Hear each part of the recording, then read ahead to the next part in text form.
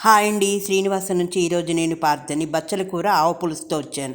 వేడి వేడి అన్నంలోకి ఈ పులుసు చాలా బాగుంటుంది. ఆవు పెట్టాం కదా, పులుసు పొద్దుటి కన్నా సాయంత్రానికి ఊరి ఇంకా బాగుంటుంది. దీనికి బచ్చలాకు తీసుకోవాలండి. కాడలు లేతగా ఉంటే కట్ చేసి పెట్టుకోండి, ముదర కాడలు పక్కకు పెట్టుకోండి. మా ఇంట్లో బచ్చల తీగ ఉంది, దాని ఆకులు అయితే తెచ్చుకొచ్చాను.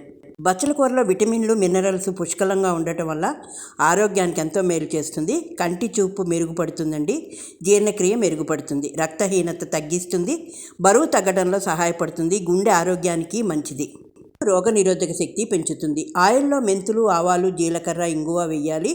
వేసి పోపు బాగా మరగాలి, చక్కగా మంచి సువాసన వచ్చేదాకా. ఇప్పుడు కరివేపాకు, కొత్తిమీర, ఉల్లిపాయ ముక్కలు ఒక మీడియం సైజ్ తీసుకున్నాను, పచ్చిమిర్చి మన కారానికి తగ్గట్టు. ఇవన్నీ పోపు వేగిన తర్వాత ఒకదాని తర్వాత ఒకటి వేసుకోవాలి. వేసుకొని చక్కగా ఉల్లిపాయలు, కొత్తిమీర, పచ్చిమిర్చి ఇవన్నీ మంచి సువాసన వచ్చేదాకా వేగాలండి. వేగిన దాకా మనం కలుపుతూ ఉండాలి, మాడిపోకుండా.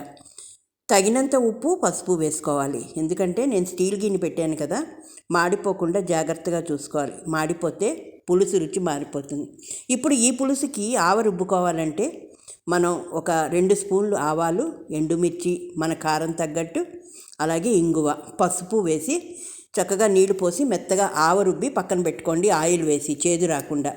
ఇప్పుడు పోపు వేగింది కదా, బచ్చల కూర కడిగి పెట్టుకున్న బచ్చల కూర వేసి ఆ ఉల్లిపాయల్లో ఈ కూర పచ్చివాసన పోయేదాకా చక్కగా ఉడికించుకోవాలి. మగ్గాలండి, మూత పెట్టి మనం చక్కగా బచ్చలాకు పచ్చివాసన పోయేదాకా మగ్గాలి. ఇప్పుడు చింతపండు ఒక పెద్ద నిమ్మకాయ సైజు తీసుకొని నానబెట్టి ఉంచుకోండి.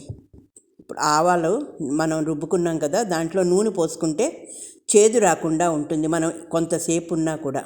ఇప్పుడు చక్కగా పచ్చివాసన పోయినప్పుడు ఈ చింతపండు రసాన్ని పిసికి అందులో పోసుకోవాలండి. పులుసులో బచ్చల కూర చింతపండు రసంలో బాగా మరగాలి. మరిగిన దాకా మనం ఒక చింతపండు పోసాక మరీ పులుపు లేకుండా ఒక గ్లాసు మంచినీళ్ళు కూడా పోసుకోవాలి. మీకు కావలసిన ఆ పులుసు ఎంత కావాలో చూసుకొని పోసుకోండి. రుచికి మనం బెల్లం వేసుకోవాలి. బెల్లం వేసుకోవడం ఈ పులుసుకి, ఆవు పులుసుకి మంచి టేస్ట్ అండి, మొత్తం కూడా తగ్గుతుంది. బెల్లం వేసిన తర్వాత ఇది బాగా మరగాలండి. పులుసు మరిగిన దాకా మనం కొంచెం తిప్పుతూ ఉండాలి. కొత్తిమీర తరుగు వేయండి, మంచి సువాసన అయితే వస్తుంది. ఇవన్నీ వేసి కలుపుకున్న తర్వాత మనం ఇప్పుడు దీనికి చిక్కదనం రావాలి అనుకుంటే శనగపిండి కొంచెం నీళ్ళల్లో కలిపి పోసుకోవాలి. శనగపిండి కానీ వరిపిండి అయినా సరే, ఉప్పు సరి చూసుకోండి. ఎప్పుడైతే శనగపిండి నీళ్ళల్లో వేసి పులుసులో పోసామో చక్కగా ఉడికి చిక్కదనం వస్తుందండి.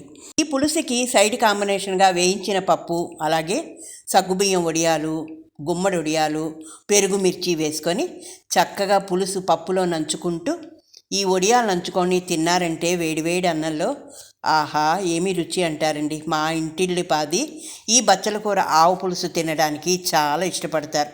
ఆవ వేస్తే పులుసుకి మరింత రుచి అయితే యాడ్ అవుతుంది. స్టవ్ కట్టేసేయండి. కట్టేసి వేడి తగ్గిన తర్వాత ఆవ పెట్టుకోవాలి. ఈ ఆవ కలిపిన తర్వాత ఒక 2-3 గంటలు ఉన్నదాకా అప్పుడు రుచి బాగా యాడ్ అవుతుంది. సాయంత్రానికి పులుసు ఇంకా బాగుంటుంది. ఇదండి శ్రీనివాసం నుంచి బచ్చల కూర ఆవు పులుసు మీకైతే చేసి చూపించాను.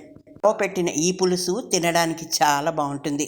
ఒకసారి ట్రై చేయండి. మీకు కానీ నచ్చితే ఒక లైక్ చేసి, షేర్ చేసి, సబ్స్క్రైబ్ చేసుకోండి. అలాగే లైక్ బటన్ క్లిక్ చేయండి. మరొక కొత్త అంశంతో మీ ముందుకి మీ పార్థ.